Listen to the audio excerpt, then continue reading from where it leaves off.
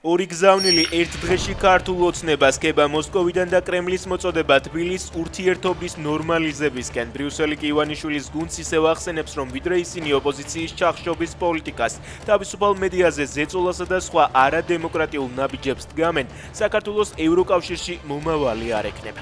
პაპუაშვილი ოკუპანტი ქვეყნის ინიციატივით კმაყოფილია და ამბობს, რომ ურთიერთობების ნორმალიზების მომხრეა. ამის წინაპირობად კი ტერიტორიული მთლიანობის აღიარებას ასახელებს. ბრიუსელში კი ოცნების პროპაგანდისტული მედიის წარმომადგენელი ცდილობდა დაემტკიცებინა, რომ ამერიკისა და ოცნების მესიჯბოქსი იდენტურია. რაზეც კაია კალასმა უპასუხა, რომ საქართველოსგან განსხვავებით ამერიკა არ ცდილობს ევროკავშირში გაწევრიანებას. ჰააგაში უკრაინაში რუსეთის მიერ მიყენებული ზარალის ანაზღაურებისთვის საჩივრების საერთაშორისო კომისია დაფუძნდა. დოკუმენტს ხელი 34-მა სახელმწიფომ და ევროკავშირმა მოაწერეს, მათ შორისაა საქართველოც. კომისია პასუხისმგებელი იქნება ომისგან მიყენებული ზარალის შესწავლასა და კომპენსირებაზე. კუპიანსკში იმისთვის ჩავედი, რომ მსოფლიოსთვის მეჩვენებინა, რომ პუტინი იტყუება, განაცხადა ზელენსკიმ ნიდერლანდების პარლამენტში სიტყვით გამოსვლისას. ქალაქის სრული დაკავების შესახებ პუტინმა ნოემბერში გამოაცხადა.